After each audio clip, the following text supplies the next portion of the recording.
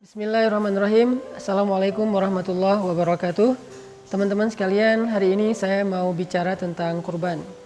Di dalam Al-Quran, Allah Subhanahu wa Ta'ala berfirman, "Qul inna salati wa nusuki wa mahyaya wa mamati lillahi rabbil alamin." Katakanlah, sesungguhnya salatku, kurbanku atau pengorbananku, kemudian hidupku dan matiku hanyalah untuk Allah, Rabbnya alam semesta. Kemudian di dalam surat yang lain Allah berfirman, "Fasholli li rabbika wanhar." Maka solatlah untuk Tuhanmu dan berkurbanlah. Pertanyaannya, kenapa di dalam dua ayat ini Allah Subhanahu wa Ta'ala menggandengkan antara ibadah solat dengan ibadah kurban? Ini menjadi sebuah dalil dan juga sebuah bukti bahwa kurban itu memiliki kedudukan yang sangat istimewa dalam syariat Islam. Pertama, ulama bersepakat bahwa ibadah yang dilakukan dengan harta yang paling baik itu adalah menyembelih hewan kurban. Sebagaimana ibadah yang dilakukan dengan fisik paling baik itu adalah ibadah sholat. Jadi kurban dan sholat ini sama-sama ibadah terbaik tapi dengan versi yang berbeda. Kalau kurban versinya ibadah harta, kalau sholat adalah versi ibadah fisik. Tetapi Allah SWT di dalam dua ayat ini menggabungkan dua ibadah ini dengan kalimat inna sholati wa nusuki, sesungguhnya sholatku dan kurbanku, fasholli li rabbika wanhar, sholatlah untuk Tuhanmu dan juga berkurbanlah.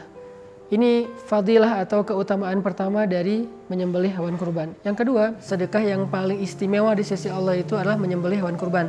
Sampai sebagian ulama berpendapat menyembelih hewan kurban bagi yang punya kemampuan itu hukumnya wajib. Walaupun ini bukan pendapat mayoritas ulama, tapi sampai ada yang berpendapat demikian karena memang ayat-ayat tentang kurban ini cukup tegas dan juga cerita tentang kurban ini luar biasa.